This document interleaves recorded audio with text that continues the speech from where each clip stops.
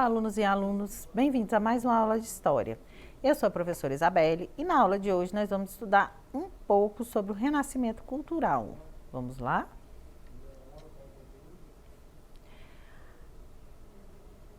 O Renascimento Cultural, também conhecido como a Renascença, é marcado por grandes obras, grandes pintores. A gente começa aí, observando a obra de Michelangelo, uma das mais famosas do período. Observem o traço perfeito, as formas humanas muito valorizadas, a expressão, muito humanismo, muito presente nesse período. Renascimento, renascença ou renascentismo é o termo utilizado para identificar o período da história europeia durante os séculos XIV, XV e XVI. Em oposição à cultura feudal, o Renascimento foi um movimento cultural que expressou a mentalidade burguesa. Denomina-se Renascimento devido à redescoberta e à revalorização das referências culturais da antiguidade clássica, base para as transformações do período em direção ao ideal humanista e naturalista.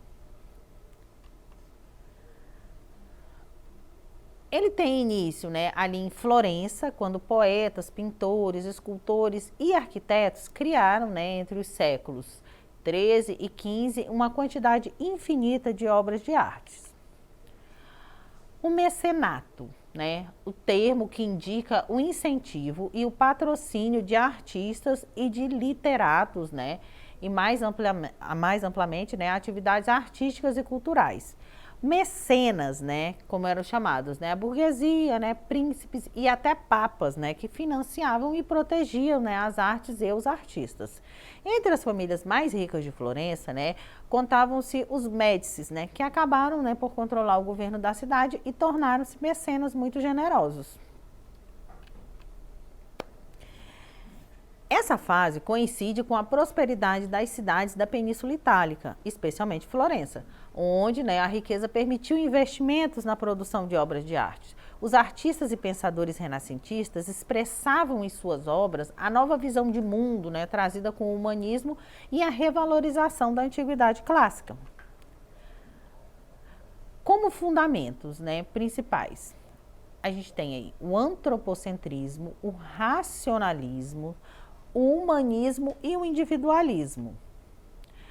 Do grego antropos, humano, e kentro, centro, ou seja, o homem como centro das atenções. Essa doutrina afirma que existe uma causa inteligível em tudo, mesmo que não possa ser demonstrada, de fato, como a origem do universo. O individualismo, em oposição ao teocentrismo, que seria o Deus no centro do universo, e as concepções de filosofia escolástica. Essa nova concepção expressou-se nas artes plásticas e na literatura e fez desenvolver o estudo da medicina, da física, entre outros campos de estudos científicos.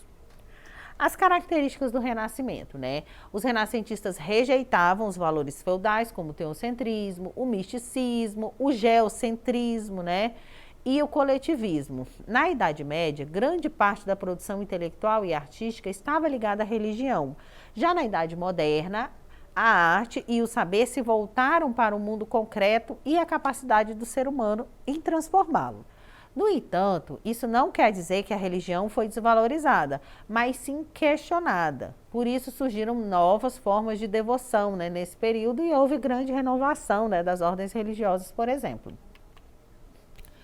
O homem é a medida das coisas. Um dos traços marcantes do Renascimento era o racionalismo, baseado na convicção de que tudo se podia explicar pela razão e pela observação da natureza.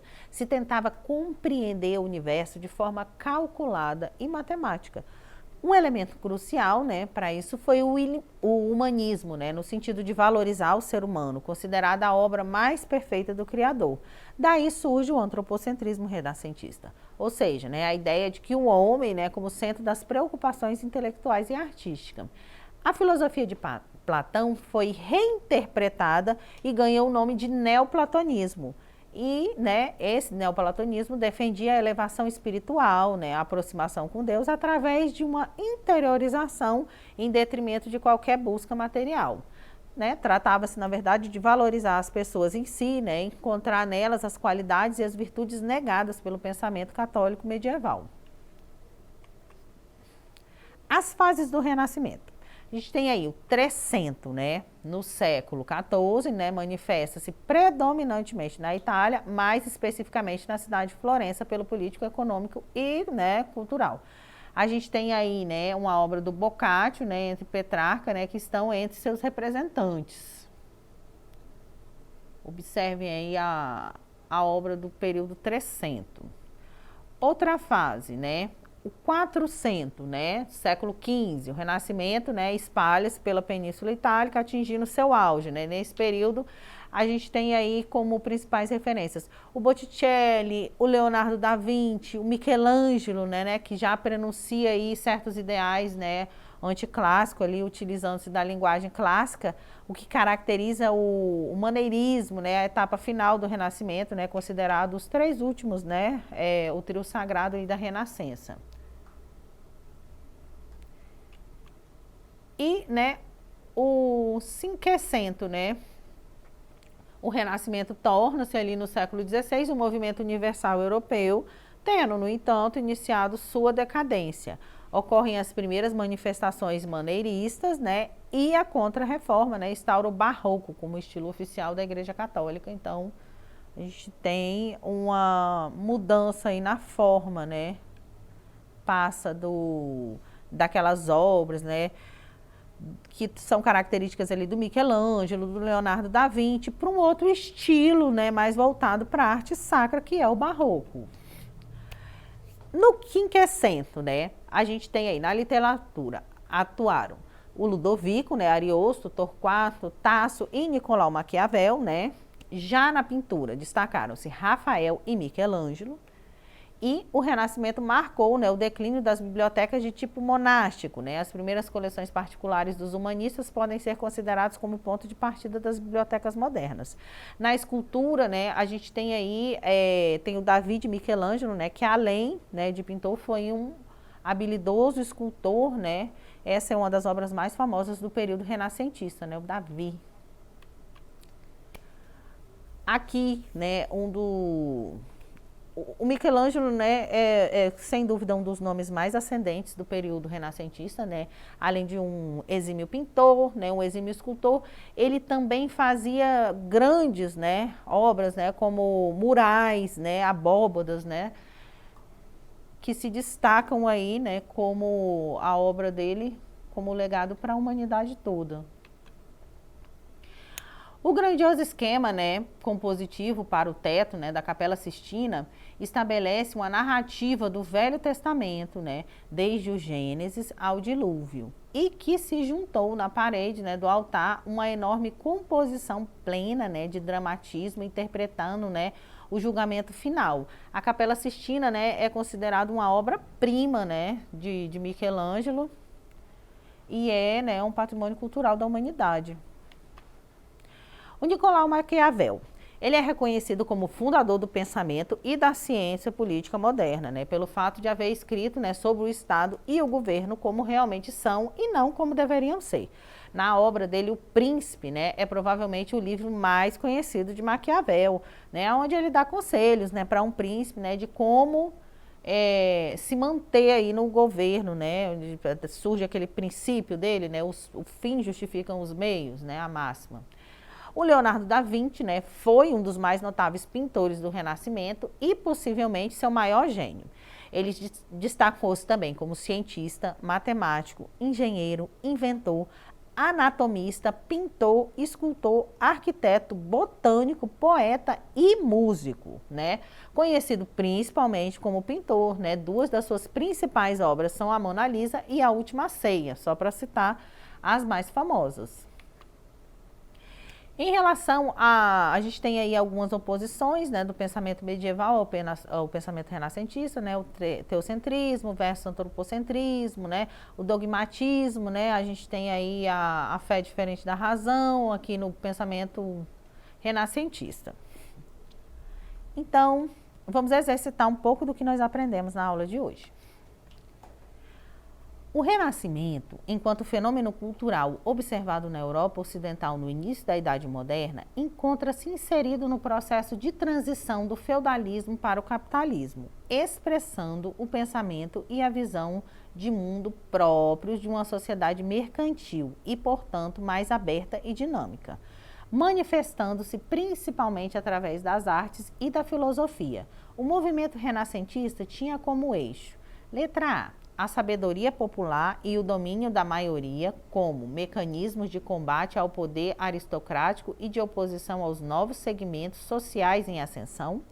Letra B, a oposição a todas as religiões organizadas, pois os princípios religiosos impediam a liberdade de opinião e tornavam o homem alienado à igualdade jurídica de todos os indivíduos, suprindo-se os privilégios de classes e equiparando os direitos e obrigações dos cidadãos.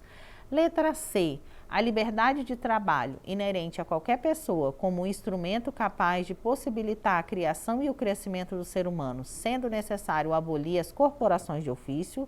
Letra D, a valorização do homem por sua razão e suas criações, difundindo a confiança nas potencialidades humanas e superando o misticismo dominante do período medieval. Ou letra E, o racionalismo e geocentrismo, convicção de que tudo pode ser explicado pela razão e pela ciência, e concepção de que a Terra é o centro do universo.